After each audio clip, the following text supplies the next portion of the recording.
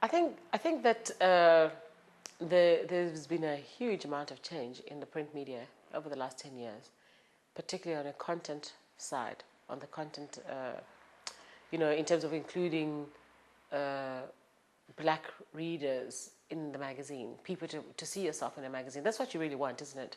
I want to read a magazine and say, yeah, that looks like me, that sounds like my life, that's something that makes sense to me, it resonates on a real level.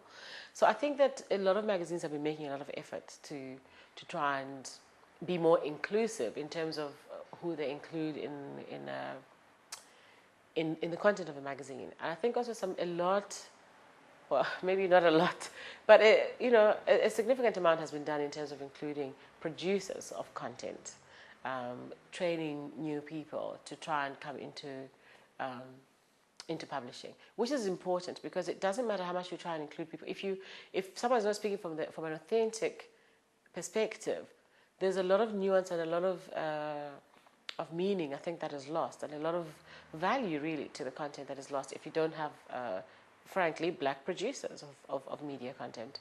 So I think a lot of companies have gone a long way in trying to do that. I think where the challenge is in ownership, because at the end of the day, the agenda of the media is driven by those who own the media. And so the story that's going to be told is going to be the story of the person who owns it.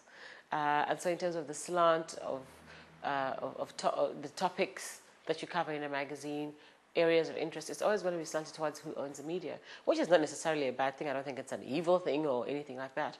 But I think that's definitely a gap in the market. And I think I'm interested in being part of that process.